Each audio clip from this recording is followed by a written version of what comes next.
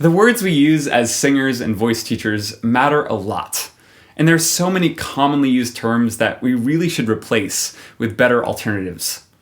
I'm going to talk about 3 of those terms today. At their best, these terms are unclear or misleading, but at their worst, these terms are limiting and sometimes even harmful. First, breath support. What is breath support? As one of the most common singing terms, there is shocking disagreement about what this term actually means.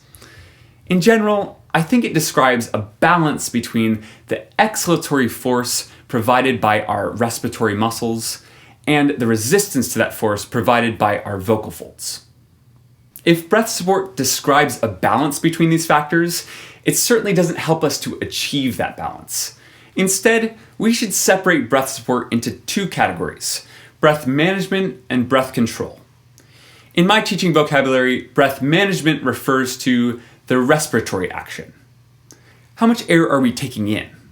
How does our inhale set up the phrase that follows? How effectively are we pacing out our air over the course of that phrase? And what are our muscles of the respiratory system doing? What are our ribs doing? What are our abs doing? There's so many questions to ask within this one piece of breath support. As for the resistance to the air provided by the vocal folds, we can call that breath control. And this is at least half the battle for common breath support challenges like singing a long phrase. How much are our vocal folds brought together when we sing? Is the tone breathy? Is it clean? If we want better breath support, we need to ask ourselves the right questions and try to get specific about what is falling out of balance. The second term that needs an upgrade is the break. I need to tell you something about your break. It doesn't exist. At least, not in the way that singers so often talk about it.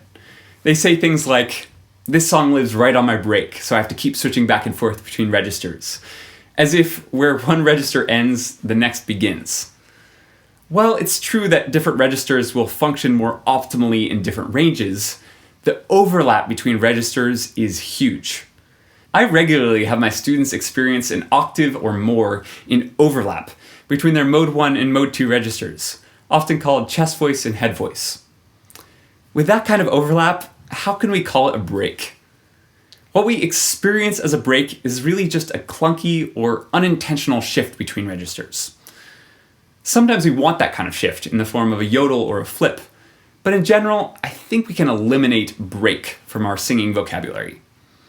I find it incredibly misleading and ultimately limiting.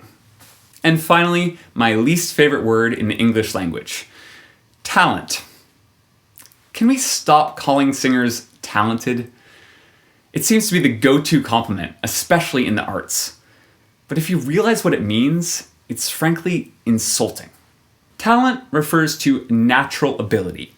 And of course, some people are going to start at a higher level than others, mostly due to early exposure, genetic and environmental factors, and maybe a small degree of unexplainable magic.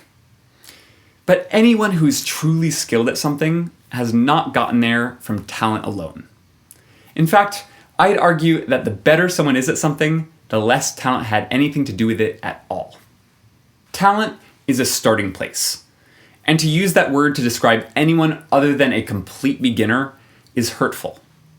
Not only to the singer or artist in question, but because it creates a false assumption that artistic skill is something you are born with, which is just not the case. Here are 5 words to use instead of talented: skilled, impressive, masterful, impactful, polished, and there are so many more. If you've used the word talented, or the break, or breath support, I get it. They're so commonly used, and on the surface, effective descriptors of what we experience as singers.